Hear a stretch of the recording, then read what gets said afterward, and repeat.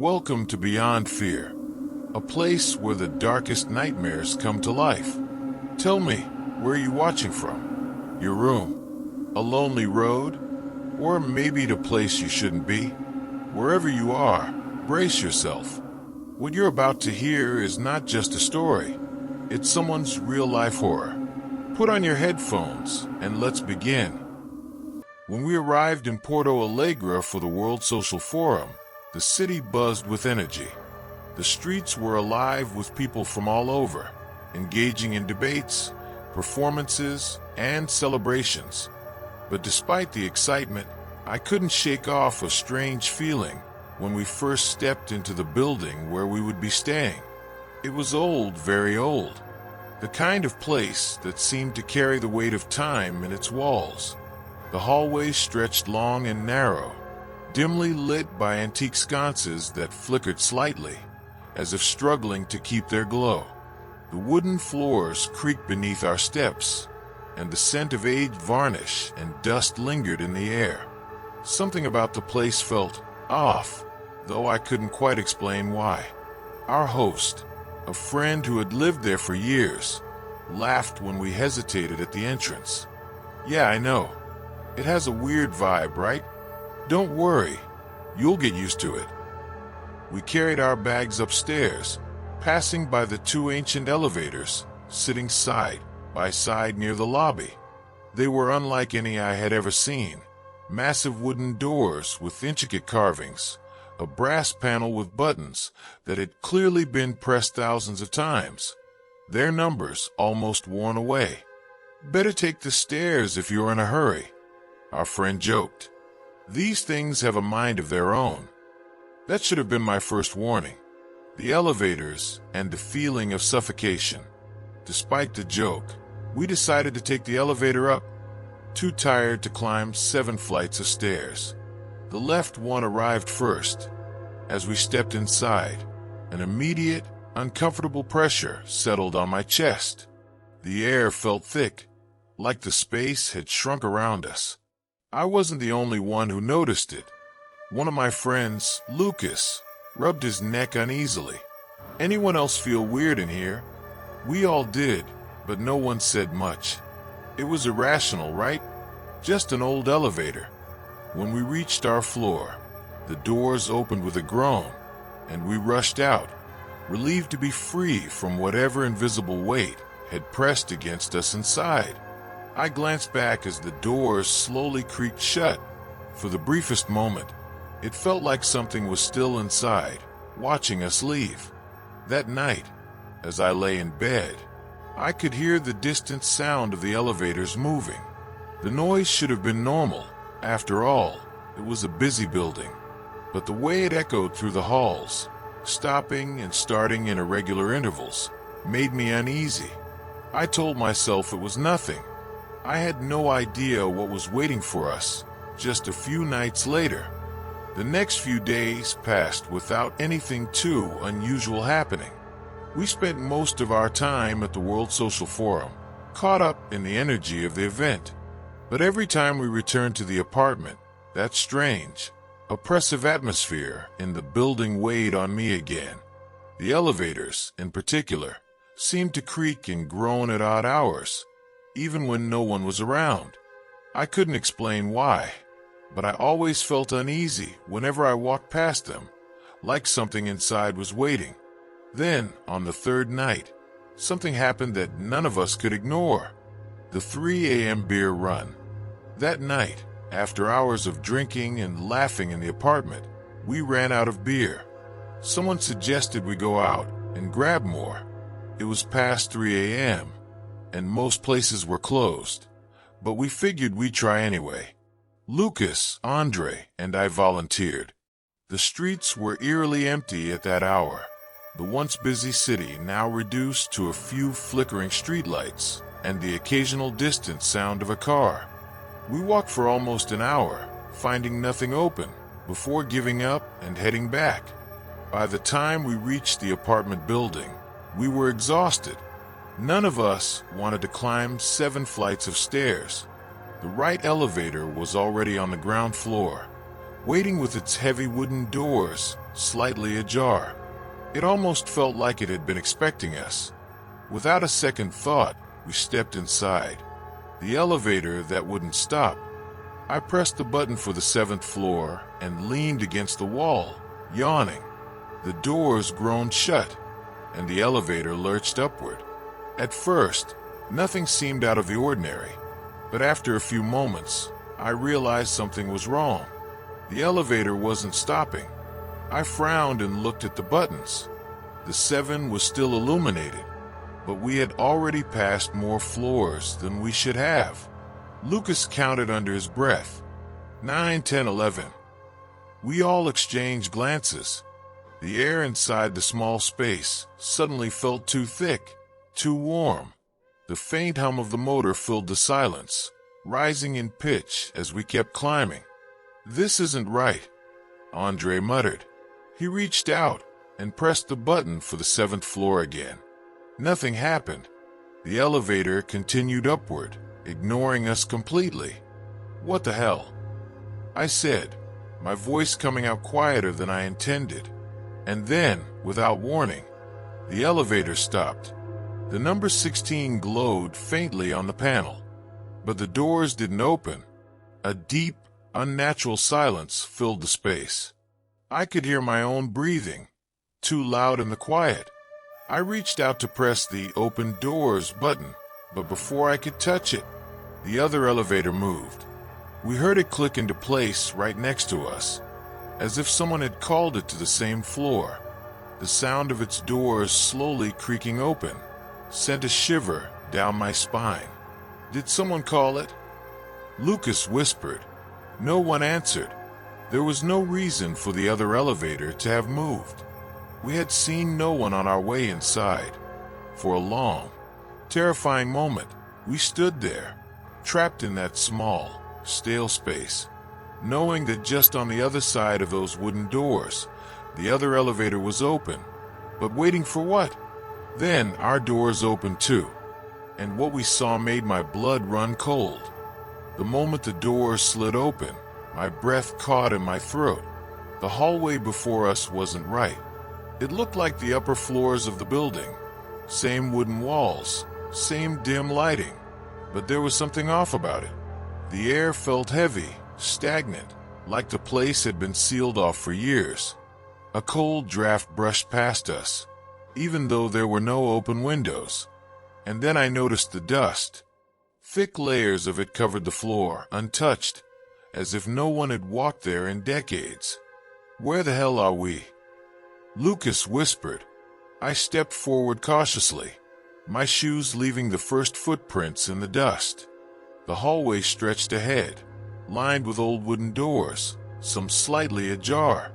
The lights flickered, casting jittery shadows against the walls. Behind me, Andre jabbed the elevator buttons frantically. "It's not responding," he muttered. "The doors won't close." A deep unease settled in my stomach. We shouldn't be here. The sound of footsteps. A distant sound echoed through the hallway, soft, shuffling footsteps. We all froze. The footsteps weren't coming from us. They were faint but deliberate, moving somewhere just ahead, out of sight, like someone pacing slowly. "Let's get out of here," Andre said, voice low and urgent. But before we could move, the lights cut out. The whisper in the dark. Total darkness swallowed us. I held my breath, my ears straining for any sound. The footsteps had stopped, but something was still there. I could feel it. Then, right behind me, a whisper. A voice so low it was almost inside my head. "You shouldn't be here." A rush of cold air brushed my neck, and I spun around, heart hammering. "Who said that?" I gasped. Lucas fumbled for his phone and turned on the flashlight. The beam cut through the dark, revealing the empty hallway. No one was there, but the dust on the floor had changed. Now there were footprints. Not ours. They were small, bare footprints, leading from one of the open doors straight to where I had been standing. And then, the door at the end of the hallway slammed shut. The sudden bang sent a shockwave through me. And that was enough. We bolted, escaped to the stairs. I grabbed the edge of the elevator door, trying to force it closed. "Work, damn it!" Andre yelled, pressing the buttons frantically. And then, as suddenly as they had gone out, the lights flickered back on. The elevator lurched to life, and the doors snapped shut. We barely had time to register what had happened before the elevator began to move. This time, going down. As we descended, I pressed my back against the wall, trying to catch my breath. The others were shaken, pale, eyes wide with terror. None of us spoke. Then, right before the doors opened on the 7th floor, I heard it again. A whisper, faint and distant, just before we were let go. "Come back."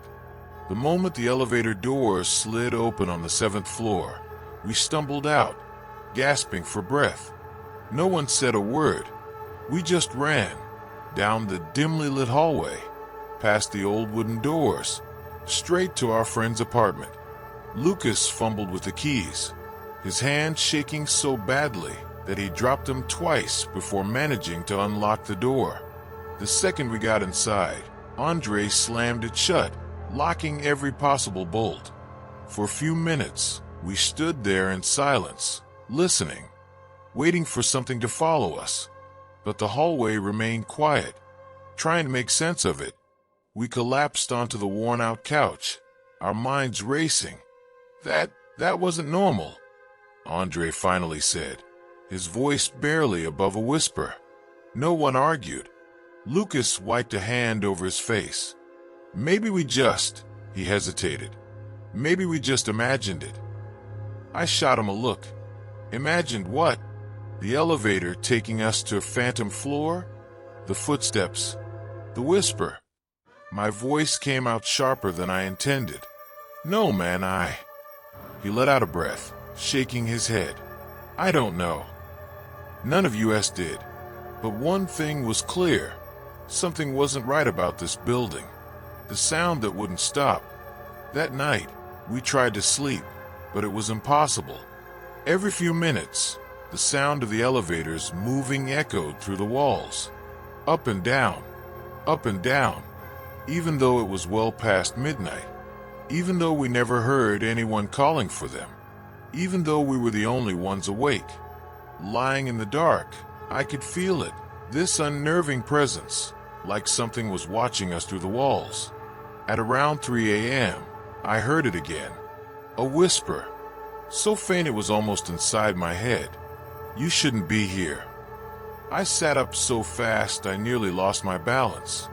My eyes darted around the room, but the others were asleep, or at least pretending to be. The whisper had been right next to my ear. I barely had time to process it before a loud bang came from the hallway. A door slamming shut. Then footsteps. Slow. Dragging. And then the elevator bell rang. Ding. Someone had called the elevator. I held my breath. The soft hum of machinery filled the silence as the elevator descended, stopping at our floor. Ding. The doors slid open. I squeezed my eyes shut, not daring to look. For the longest time, there was nothing. No sound. No movement. Just the open elevator waiting in the dark hallway.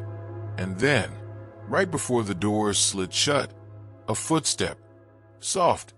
Deliberate. Something had just stepped out, and it was inside the hallway now.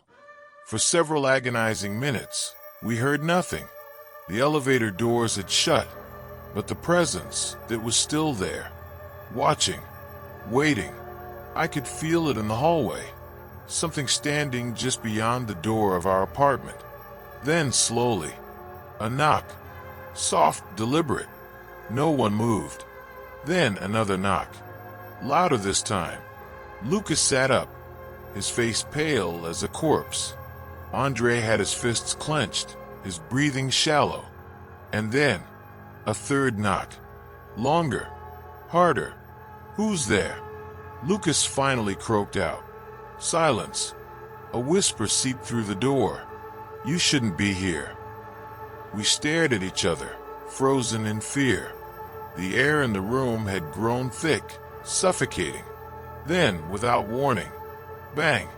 The door shuddered violently, like something had thrown itself against it. The lights flickered. A deep, guttural moan seeped through the walls. And then, a loud crash from inside the apartment. We spun around. The mirror in the hallway had shattered, its fragments scattered across the floor. And in the largest piece, still clinging to the frame, we saw it, a reflection that didn't belong to any of us. A man in old work clothes, his face hollowed out, his eyes black pits of emptiness. He stared at us, unmoving. Then, with an unnatural jerk, his lips moved. Leave. The air rushed out of the room, as if the building itself had taken a breath. And in that moment we ran. We burst out of the apartment, not daring to look back. The hallway was deathly silent, but the elevator at the end, the doors were wide open, and inside, waiting for us, was no one. Just an empty elevator. Just like that night on the 16th floor. We bolted down the stairs, skipping entire flights, nearly tripping over ourselves in our panic. We didn't stop until we reached the ground floor. When we finally stumbled outside, gasping for air, we turned to look up at the building. From one of the dark windows on the upper floors, something was looking down at us. And then, it stepped away from the window. Gone. The next morning, still shaken, we spoke to a local bartender, someone who had lived in the area for decades. When we told him about the elevators, his face darkened. So you've seen him too. He went on to tell us about the janitor, a man who had worked in the building when it was still a hotel.